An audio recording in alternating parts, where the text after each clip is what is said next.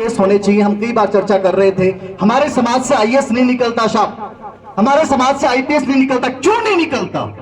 खोजा है कि हमने क्यों नहीं निकलता? समाधान में नहीं जाते हम लोग, तब नहीं निकलता।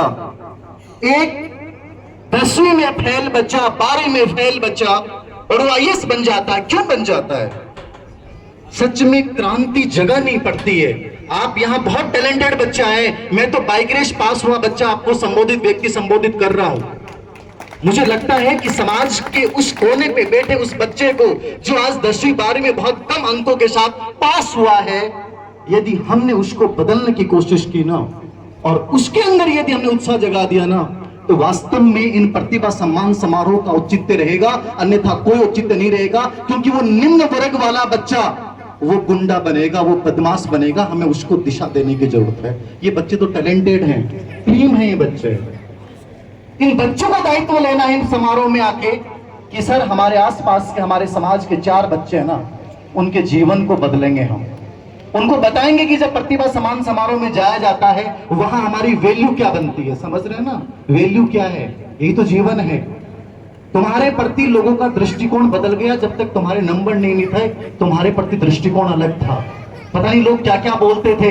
एक बच्चे का नेट में सिलेक्शन हो जाता है, मैं कहता हूं दुनिया का दूसरा पता नहीं कहां का रिश्तेदार है, वो भी फोन करके पूछता है, अरे हो गया, हमें तो पहले ही पता था। क्यों?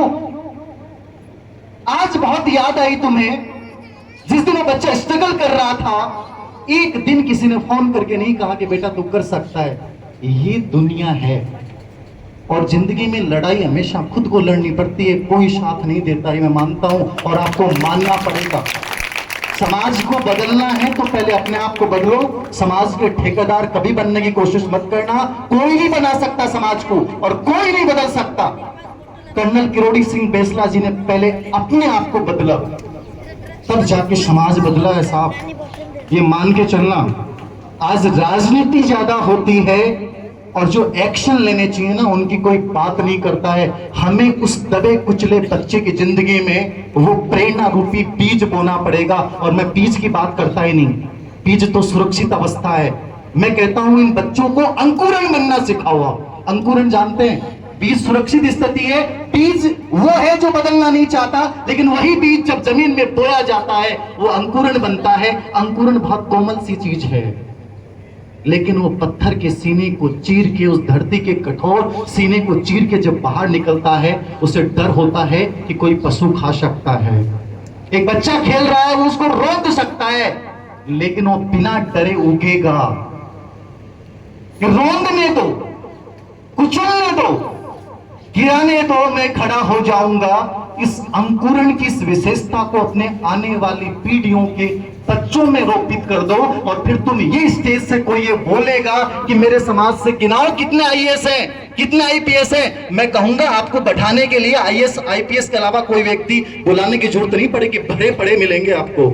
एक बार रोपण तो करो, अंकुरण क्या होता है, बच्चों को ये तो समझाओ, प्रोसेस क्या होती है। हम प्रोडक्ट की बात करते हैं साहब, प्रोडक्ट चाहिए हमें, आईएएस चाहिए, आईपीएस चाहिए। अरे कहां से निकलेंगे आईएएस आईपीएस? परिणाम की चिंता करोगे कभी सफल नहीं होगे। मैं कहता हूं प्रोसेस को फॉलो करो एक बार। वो प्रक्रिया क्या है, उस बच्चे को बड़ा बनाने की प्रक्रिया क्या है, वो समझाओ उसे। हम समझा रहे हैं 17 घंटे पढ़ो, अरे पढ़ने की जरूरत नहीं है। 6 घंटे पढ़ के यूपीएससी क्रैक कर सकता बच्चा, 8 घंटे पढ़ के नीट आईआईटी जेई क्रैक कर सकता बच्चा। किसी बच्चे को हम बताते हैं कि जेई और नीट में क्या फर्क है? कोई नहीं बताता, कोई फर्क नहीं बताता। ले लो बेटा, कर लो, तुम्हारी परसेंटेज इतनी आई है, तुम्हें ये कर लेना चाहिए। अरे तुम्हारी इच्छा क्या है? तुम रियल में बनना क्या चाहते हो? क्या तुम लोगों ने, किसी ने पूछा बेटा आईएएस बनना है, आईएएस बनने की प्रक्रिया क्या होती है? कितने बच्चों ने जानने की कोशिश की? पहले जानो उस प्रक्रिया को। कितने लोग सफल हुए और कितने लोग असफल हुए हैं, उन्होंने क्या गलतियां की हैं, वो गलतियां मैं नहीं करूंगा। मेरी जिंदगी में एक एग्जाम दूंगा और वो आखिरी एग्जाम होगा उस एग्जाम का। यूपीएससी दूंगा तो एक बार इतना गजब का दूंगा कि जिंदगी में दोबारा देने की जरूरत नहीं पड़े। हम वो नहीं सिखाएंगे, करो बेटा हो जाए। ऐसे कैसे हो जाएगा? कितने बच्चों ने गलतियां की, वो गलतियां लाके रखो उसके सामने, एक चार्ट बनाओ उसका।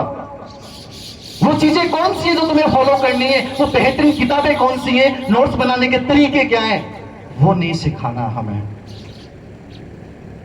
यूं आईएएस आईपीएस नहीं बनेंगे, भूल जाओ, भूल जाओ, मैं कह रहा हूं। कितने भी बड़े प्रयास कर लेना, पहले उस प्रोसेस को अपनाना सिखाओ बच्चों को, वो हम अपना नहीं रहे। दूसरी चीज, जिंदगी में बच्चों को वीणा की तरह बनाओ। वीणा समझ रहे हैं? वीणा से संगीत कब निकलता है पता है किसी को? उसके तारों को कस दो, संगीत निकलेगा क्या? ढीला छोड़ दो, निकलेगा क्या? हम या तो बहुत कस के पकड़ते हैं अपने बच्चों को या बहुत ढीला छोड़ते हैं, और यही रीजन है कि आज आईएएस आईपीएस के डायलॉग्स हमें बोलने पड़ते हैं। मैं कहता हूं क्यों बोलने पड़ते हैं रे? हर सम्मान समारोह में मैं ये डायलॉग सुन सुन के परेशान हो गया, समाज में आईएएस नहीं आईपीएस क्यों नहीं है रे? क्यों नहीं है? हमारा खून ये रहा होगा खून हमारा। वर्तमान को गजब का बनाओ तो भविष्य दिखेगा। अतीत से वर्तमान भविष्य नहीं बनता,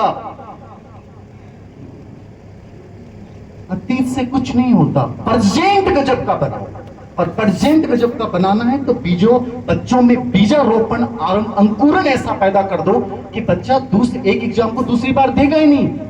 मैंने 90% का बच्चा मेरे जयपुर बैच में भी पढ़ रहा है, 90 नहीं 96% का बच्चा दूसरे समाज का बच्चा है।